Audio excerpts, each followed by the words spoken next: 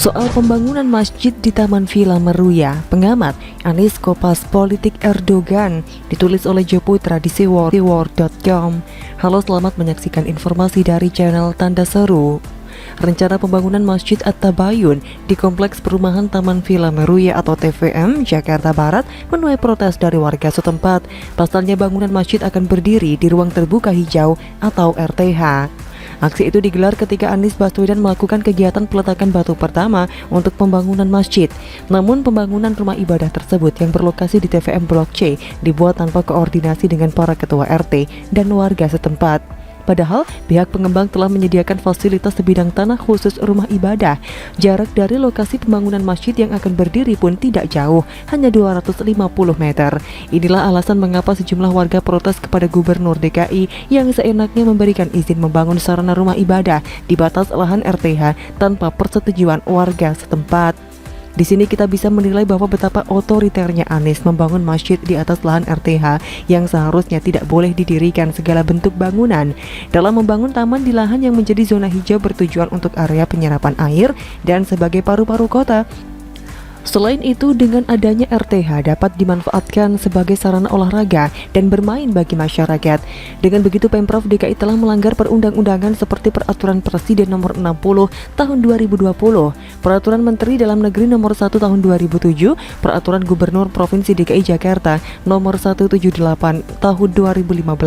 Dari sekian peraturan tersebut perlu digarisbawahi bahwa lahan RTH tidak dapat dialihfungsikan. Jadi sangat jelas sekali bahwa Anies telah menabrak semua peraturan demi membangun sebuah masjid. Lagi pula warga tidak menolak maupun keberatan untuk mendirikan sebuah masjid di perumahan tersebut. Yang menjadi masalah adalah keras kepalanya Anies tetap bersikukuh membangun masjid di atas lahan RTH. Saya pun berpandangan bahwa sangat mudahnya umat muslim di Indonesia membangun sebuah masjid tanpa harus ada perlawanan yang berarti. Sementara umat non-muslim sangat sulit mendapatkan akses untuk mendirikan rumah ibadah walaupun telah mengantongi izin dari pihak pemerintah. Anies Baswedan yang disebut gubernur terodop versi Google mendapat kecaman dari seorang pengamat politik dari lingkar wajah kemanusiaan atau lawan institut, Muhammad Mualimin. Ia berpendapat bahwa pembangunan Masjid At-Tabayun di Taman Villa Meruya bertentangan dengan Pancasila.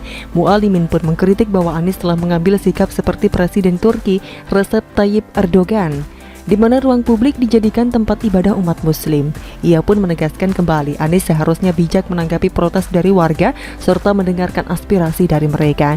Anies menyontek politik Erdogan di Turki, di mana ruang untuk umum dialihfungsikan menjadi masjid untuk muslim. Ini jelas politik sektarian yang bertentangan dengan Pancasila, tutur Mualimin. Sudah rahasia umum, Anies adalah gubernur yang didukung oleh kaum sebelah yang sering memuji-muji Erdogan layaknya presiden mereka sendiri. Anies sangat pintar mengambil momen ini agar mendapat simpati lebih besar dari para pendukung Islam garis keras. Anies tidak peduli dengan peraturan perundang-undangan, yang penting warga yang telah memilihnya senang dan puas. Tampak jelas bahwa Anies tidak suka dikritik dan tidak suka diprotes dalam menanggapi keluhan yang dilayangkan untuk dirinya. Anies sangat senang hak warga dirampas. Apakah kita harus memilih pemimpin yang tidak berkeadilan seperti Anies? Apakah Anies sangat pas dijadikan kepala negara? Amit-amit jabang baby, jangan sampai Anies memimpin negara ini karena berbahaya bagi pluralisme di Indonesia. Bisa saja gaya kepemimpinan Anies seperti Taliban yang tidak mau memenuhi hak minoritas. Jika demikian, maka Indonesia akan seperti Afghanistan kedua.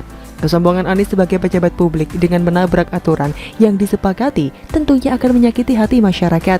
Dengan kasus pembangunan masjid yang dilarang lantaran berada di zona hijau, kita bisa menilai bahwa Anies dengan sengaja menunjukkan bahwa negara ini diduduki oleh kaum mayoritas. Politik sektarian yang dimiliki Anies sangat bertentangan dengan nilai-nilai luhur Pancasila.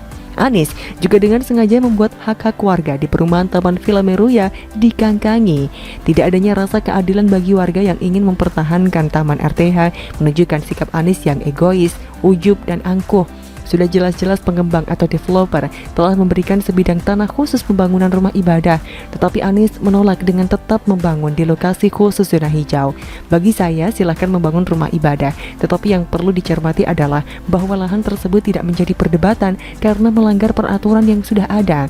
Jangan pula seenaknya seperti mendapatkan hak istimewa karena mayoritas dengan membangun tempat ibadah di setiap lahan kosong walau tak ada izin. Ingat, negara ini tidak hanya memiliki satu agama saja, masih ada 5 agama lain yang perlu diperhatikan untuk membangun rumah ibadah mereka. Sebenarnya bagi saya, pembangunan masjid di perumahan TVM bukan murni soal agama, tetapi masalah terletak pada Anies yang tidak becus bekerja dalam menegakkan peraturan-peraturan yang telah disetujui dan disepakati. Demikian kira-kira kata kura-kura. Bagaimana menurut Anda?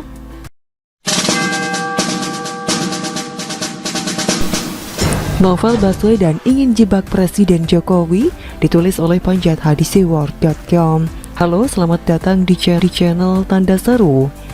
Sepertinya asa Novel Baswedan CS untuk melawan KPK sudah mulai menemui titik nadir.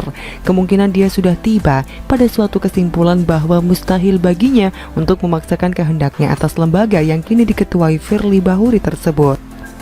Nestapa Novel Baswedan ini berawal dari TWK atau tes wawasan kebangsaan bagi segenap personil KPK yang jumlahnya 1.000 orang lebih itu. Hasilnya tragis bagi Novel dan puluhan pegawai lainnya.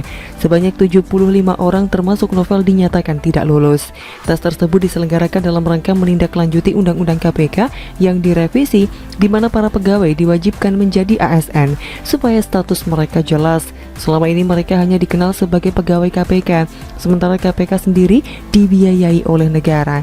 Maka tepat sekali bila para pegawai itu di bawah naungan pemerintah. Namun tidak lantas seluruh pegawai KPK itu secara otomatis diputihkan menjadi ASN. Harus melalui tes menyangkut bagaimana sikap mereka terhadap NKRI. Bila berdasarkan tes mereka dinilai tidak nasionalis, cenderung keagama-agamaan, maka tidak akan lulus. Ya, namanya saja tes wawasan kebangsaan, bukan ujian agama. Kalau tidak jeli dalam menjawab pertanyaan, fatal akibatnya. Dan terbukti, ada 75 peserta yang dinyatakan tidak lulus. Sementara 1.000 lainnya yang lulus sudah dilantik menjadi ASN dan langsung bekerja sebagaimana seharusnya.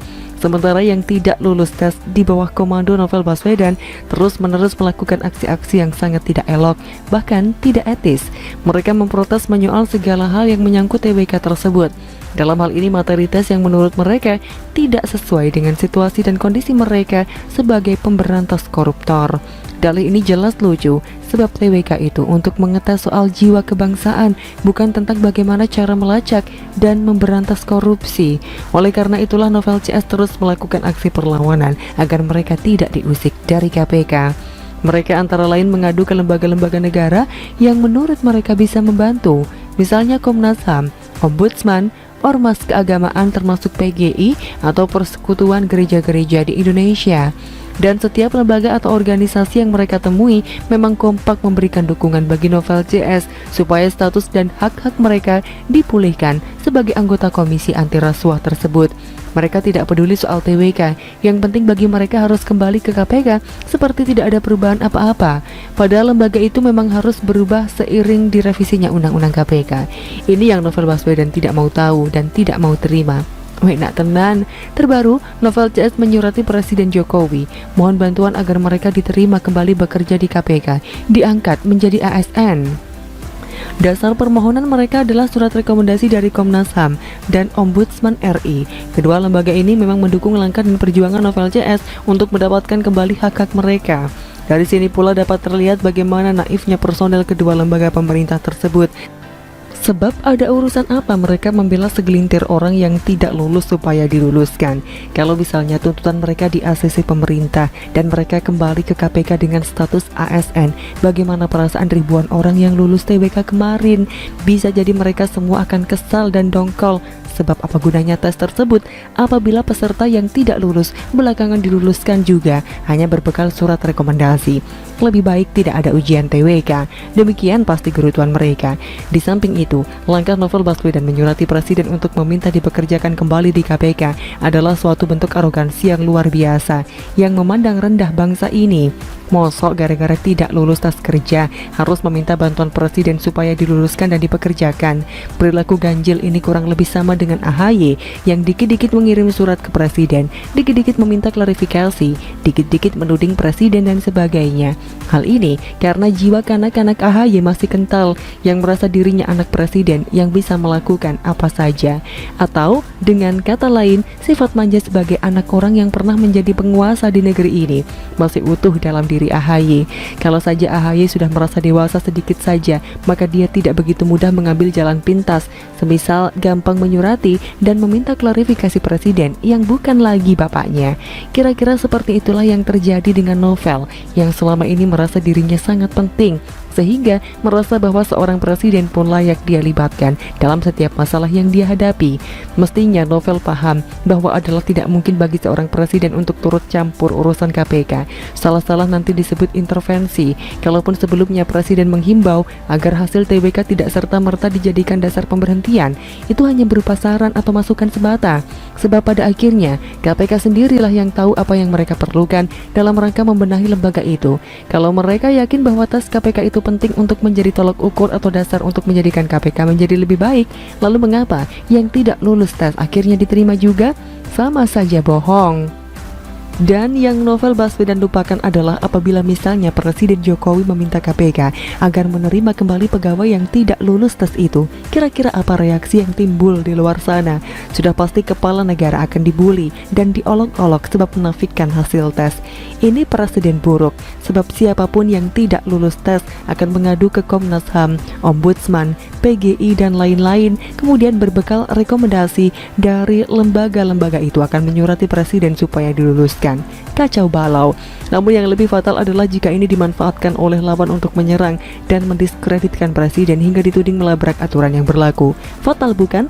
Maka harus diwaspadai. Apa sebenarnya maksud si Novel Baswedan mencoba menarik-narik Presiden Jokowi dalam masalahnya ini? Bagaimana menurut Anda?